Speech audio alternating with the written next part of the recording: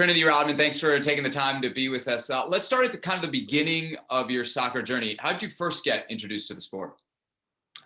I think my mom kind of put me and my brother in a lot of sports. We tried kind of everything. I even played tackle football. Like I tried literally everything. And I think soccer was the one I kind of stuck with. Like soccer was always there and I always switched in and out of other sports, but I was always playing soccer. And I started when I was 4. And I think along with a lot of people, you start in AYSO, just like the worst like team you could possibly be on. It's just like for fun, really.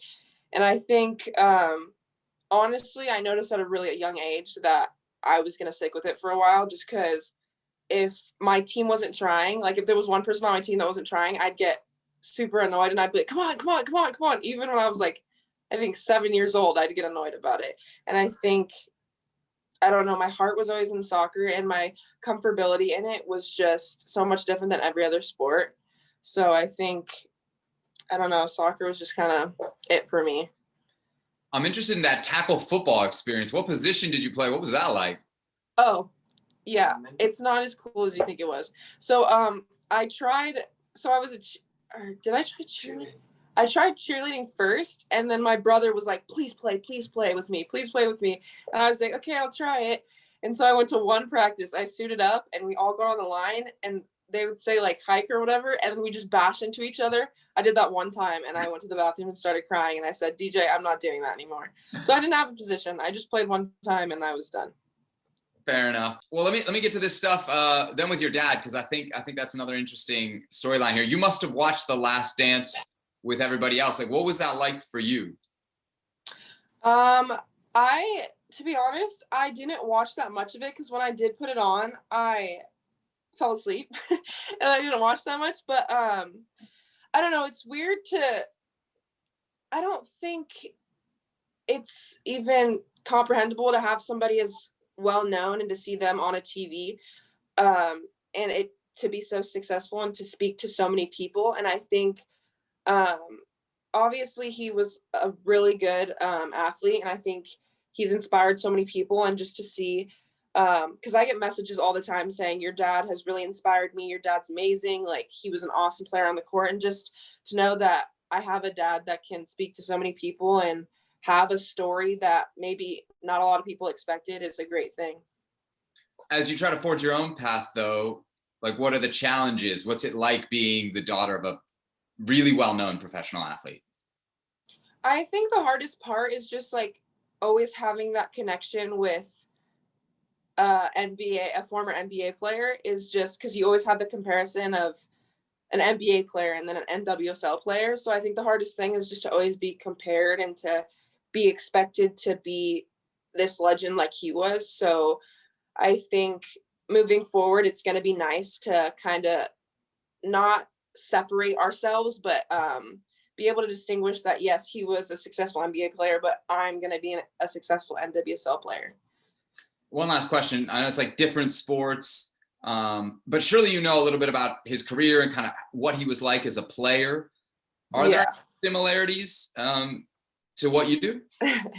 Yeah, I think for sure. I think it's undeniable to see the similarities we have, just the aggressiveness we have on the field, the drive, the craziness sometimes. Just, I don't know. I think we're extremely similar and our mindsets extremely like similar. I keep saying that, but we're the same when it comes to playing, just because we're crazy. Our drive's insane. We'll never stop working. Our leg could be coming off and we'd still be running up and down the field or the court. And I think and obviously the genes, of course, just the athletic ability, very similar. Let's talk about your decision to go pro, because when you commit to university, it's kind of like going down one path. Where did that change for you to be like, all right, I'm going to be a college player with the opportunity to go pro, to being like, nah, I'm putting all my eggs in the pro basket? I've said this a lot, but I think for everyone, COVID changed a lot. I think it changed a lot in everybody's lives. And I think especially because our season got pushed back, and just the whole time because when I came to college, I played for 2 months, and then we had 2 months of going home and not really doing anything and not really having the opportunity to play. And so just the whole waiting around, I was just kind of like, So it's going to be a while for our season. I don't know if I want to wait that long. I'm kind of ready right now. And I talked to my mom about it a lot. I talked to my brother about it. And they knew that my heart and my drive was just through the roof. And I think that just feeling kind of stuck in a way with this whole situation, I was just kind of like, the sooner we can get to a higher level, the better. And I think starting just having young players go sooner, I think is a great thing because it gives younger players the opportunity to learn faster and to become a better player.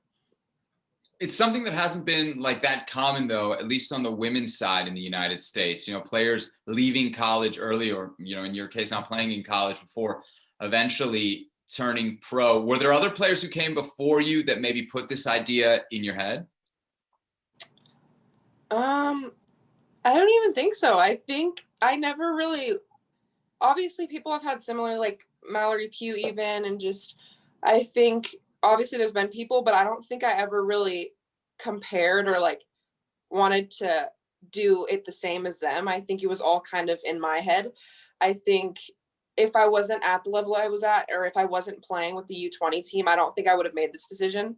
Because if I hadn't had the international experience, hadn't had the US experience, I don't think I'd be as advanced, and I probably would have played another year and maybe thought about it next year. But I think just the level that I'm at, it ultimately was decided in my head rather than looking at other players. What was the toughest part of the decision? Probably moving, because obviously with younger people, it's hard to move away. Because obviously I'm 18. It's like, yeah, I'm 18, but I'm also still like, I feel like a little kid sometimes.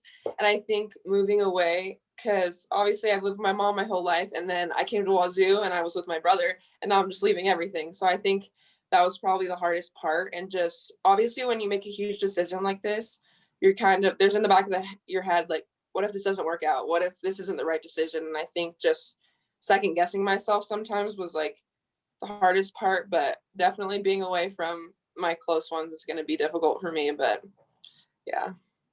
And it's a long ways too. It's Washington, D.C. I mean, obviously it's a long ways. I'm sure when you saw that, you were like, oh, that's going to be a tough trip for everybody to make. But give me the positive, kind of that draft day feeling when Trinity Rodman, that name, gets called second. I think I honestly, like, it felt like I blacked out for a little bit because like I had been anticipating it for a little bit. And obviously there's still that feeling of, yeah, I've communicated with people, but what if I don't get called? What if I don't end up getting a spot? And I think once I heard my name, I think you could see it in my reaction. I was like, I was like, oh my gosh, this is really happening. And I think not even till the next day, I really like came to the realization like, whoa, this is happening. I'm going. And I think I was kind of, I never really say I'm proud of myself. I'm more like critiquing myself. But when my name got called, I was like, whoa, like I made it here. I'm really proud of myself.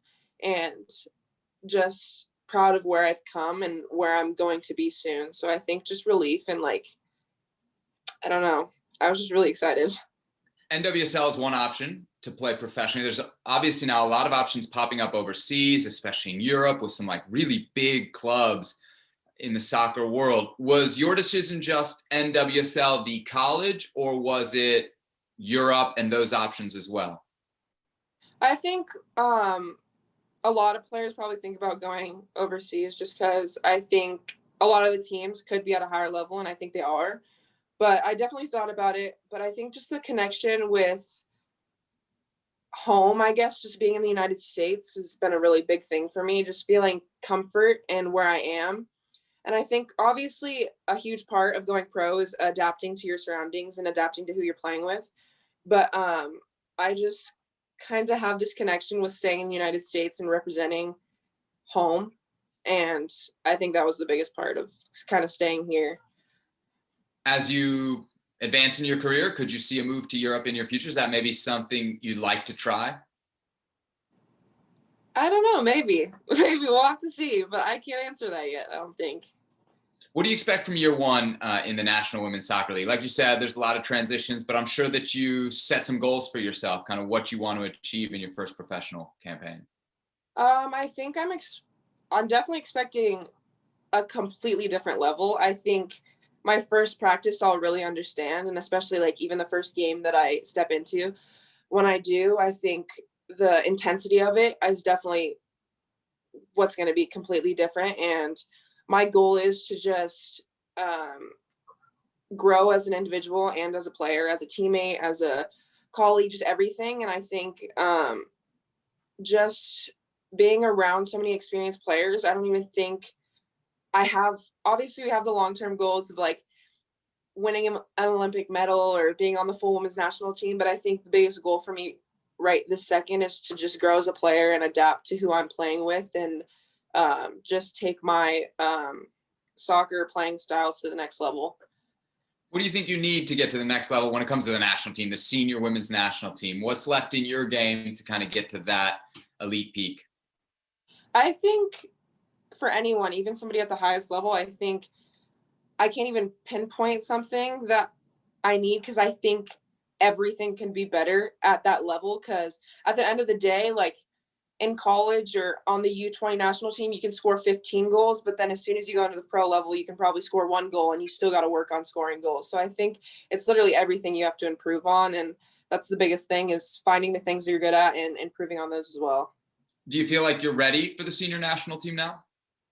I do, because my mindset, I think, is really good to go into, because obviously, like I just said, a lot of people know what they're good at, but to realize what you need to work on is a huge part of it. And I'm ready to be critiqued and have constructive criticism all the time and grow as an individual.